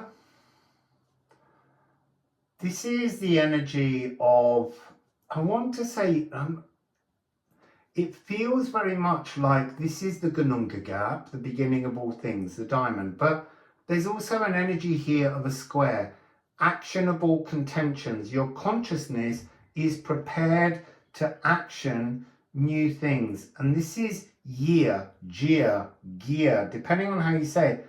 It's the future pantry, it's the harvest you've yet to feast upon. But it's there, it's all waiting to come out. But let go of the old stuck, imprisoning spirituality that's not allowing you to breathe full. It's like the current spirituality is shallow breathing. And that's dizzying. If you breathe down here from the bottom of the belly by pushing your stomach outwards first, then lifting here, you take in about 6 times the amount of air, and that's true spiritual existence, and it will make you feel magnificent. So, Catherine, Wassail.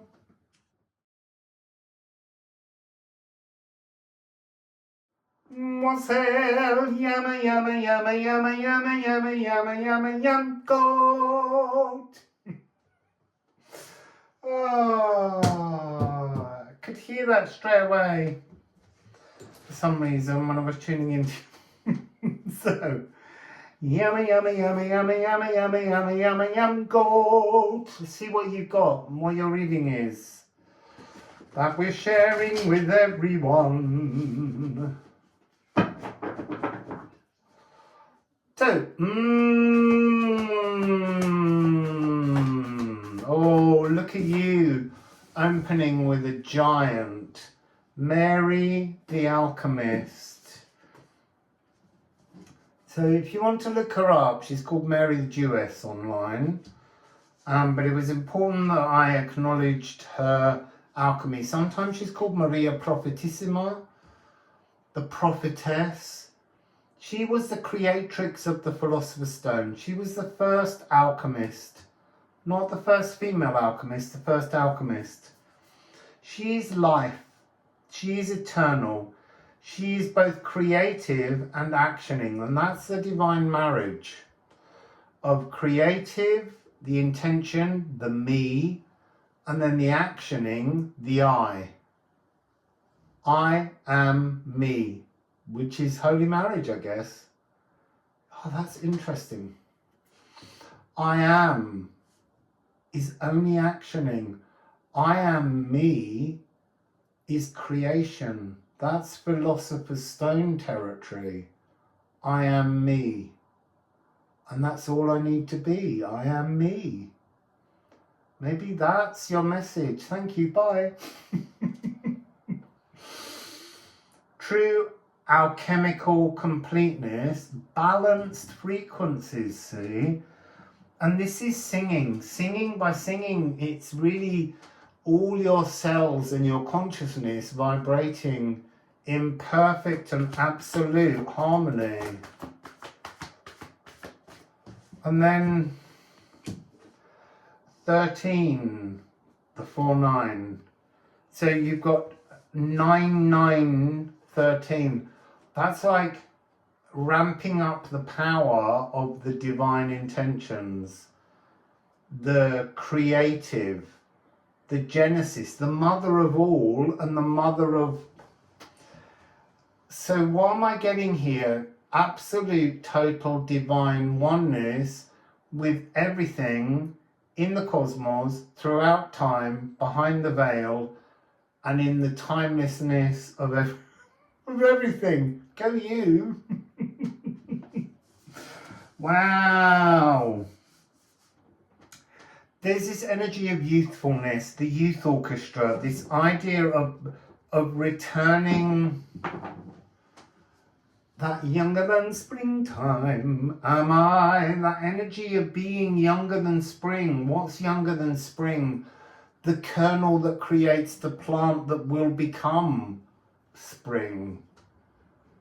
The seed before the bud, the intention beyond the extension of all and every season is what's coming through. And then you have Libra, balance again, balance, the ardent arouser. Your consciousness arouses creativity. Your consciousness is stimulating peacemakers, gentle leadership, guardian of cosmic law. But there's something in these three cards that just feels like you are law, L-O-R-E. When you go into your divine oneness and you become everything, you are Alpha and Omega. You are galactic and physical sacredness, and you alchemize and make everything. But this is telling us in time.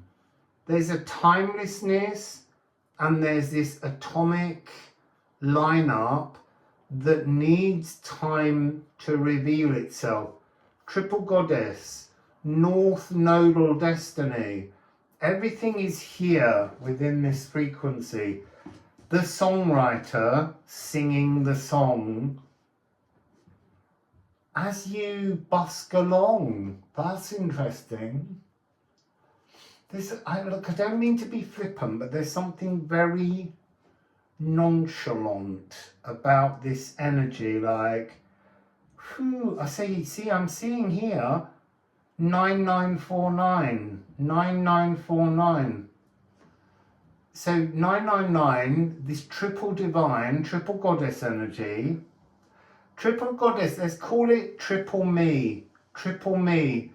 And that triple me needs the I, the square, the 4, the actionable contention, the box around the cell of the physical world, the square intention to just be you. I am me. I really think that's the key to this energy. I am me. Who are you? Well, I am me too, but I don't think that's who people are.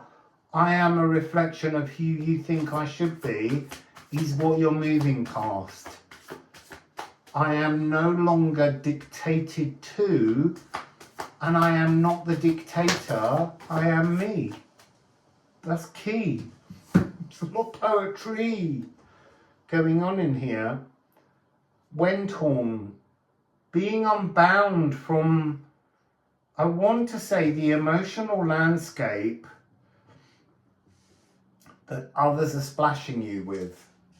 You don't need their emotional landscape. You just need yours. You need to be me. Health, restoration, biome balance. It's interesting, there's been a lot about biome and time in some of these readings because it's all new. There's a freshness.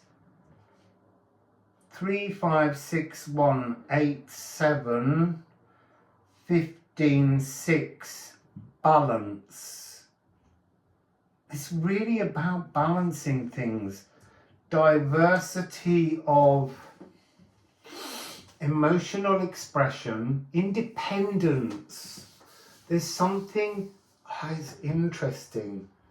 You need to be authentically independent to actually be the totality of everything.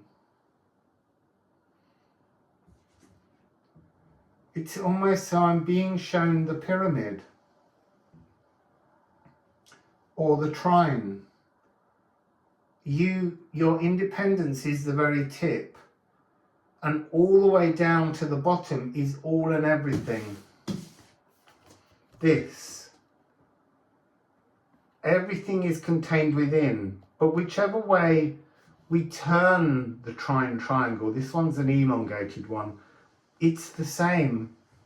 On each of the 3 corners, the triple point paragon, the saxophone trio, it doesn't matter which way you turn it to look at it, it's always you and everything. Always you and everything else. To be, to acknowledge that the point, the tip, is the aspect of source, and source is everything, but the very tip is you alone, your aspect, crowning creation. That's too many. I just want one more here before we go on. It's given me a whole series, but they're so beautiful. Hang true. You see, this is to review something, but also if you hang true, you are the tip of everything. You are your divine aspect. You are the fractal of source. And then it flows. Flursa. Divine intention. 13 moons frequency. All of this energy of freedom and magic of growth is flowing through. It's a rite of passage into fertility, fluidity, and creative potential. Shifting in a divine moment, synchronizing blood to the cosmic cycles, stepping towards the moon magic of life, womb flow, from the sacral seat, the bloodlines through time that give form to all life. To be in tune, to lose count of the structures that hinder mystical progress. To accept and not question. To release resistance and to be 13 moons frequency. That's coming out of destiny. Yorgmangandia, Eor, the cosmic snake that wraps itself around everything. Everything is in here. Thor and Yor were forever woven together.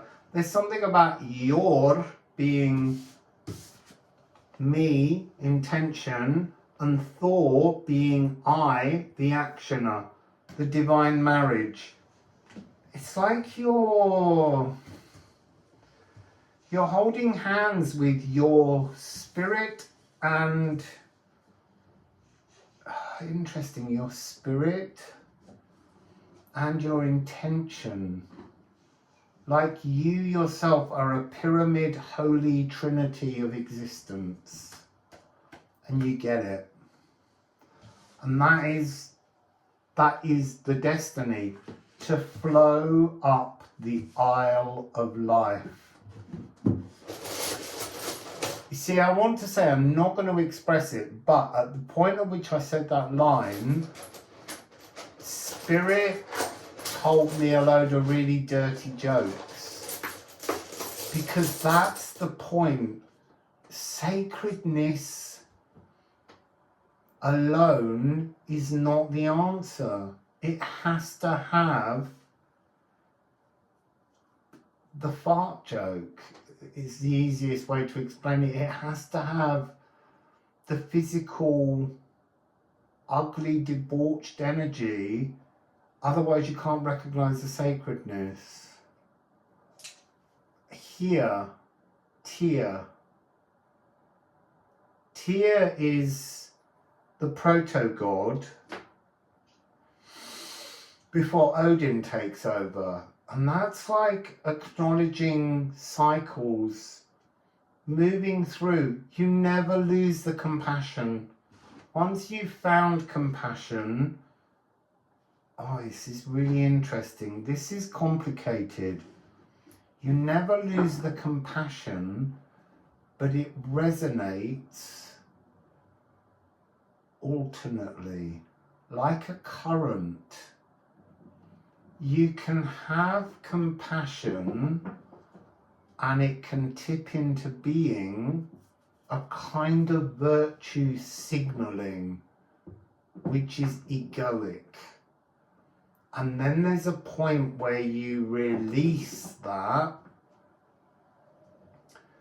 and you realize the eternity and foreverness of everything. And so I'm not saying you wouldn't mourn death, but you would celebrate death as a return to source, as a return, as birthing back with source, with spirit, however you want to look at it. There's a transformation of the concept of compassion. Really interesting. That's the secret. It's got something to do with both virtue signaling and the shedding of tears to stir a false compassion, a comfort in others. I'm seeing hands being stuffed into a muffler to keep them warm. It's almost like that's not true warmth. It's warmth that you've stolen from another creature in terms of like skin, leather, fur, wool. You borrowed something of another, and it's really complicated because it is about acknowledging sacrifice of life, and that's a complicated energy, you know, in terms of humans and our rules on what we do, how we select the things we love and the things we eat. It's really, everything is all you. And if we can, this is interesting, if we can understand that we are one with everything, then whatever we consume, whether it be animal or whether it be mineral or vegetable, it's all part of us. So we're self-consuming, like Eeyore biting its own tail. So you can say, I pulled that carrot out of the ground and that was where it was living and I consume it to live. But you were consuming you, the oneness of you. That's really interesting. Wow. So the next one we have 56. This is interesting. This is one of my broken runes that I dropped and I broke it. It's vain. It's the energy of listening to the words of others, being influenced by the colours, by the liveries, by the philosophies of others. And this is about coming into the oneness, the peak, the last atom on the top of the pyramid. You are one with everything, and everything is you.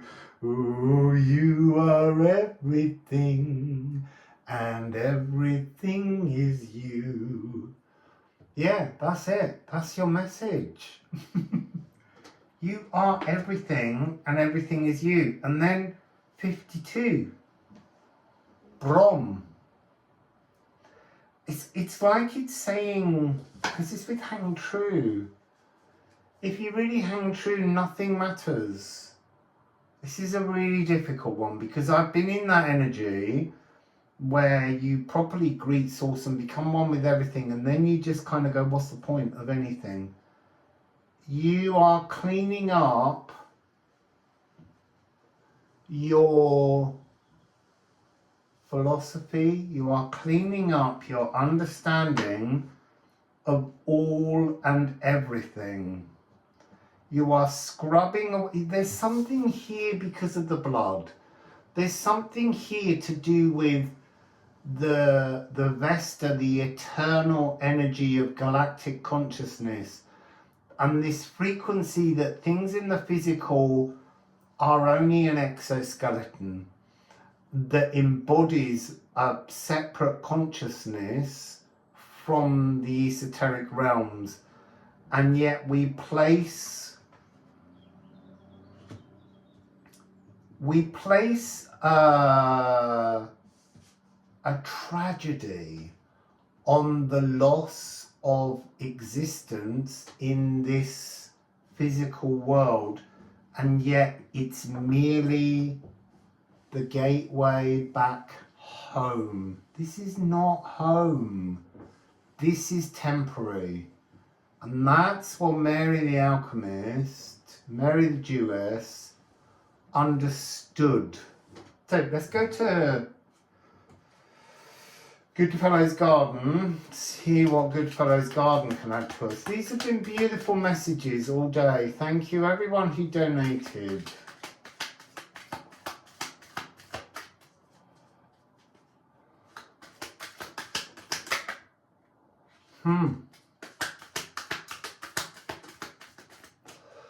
There's an energy here of clinging, holding on too tight to an illusion.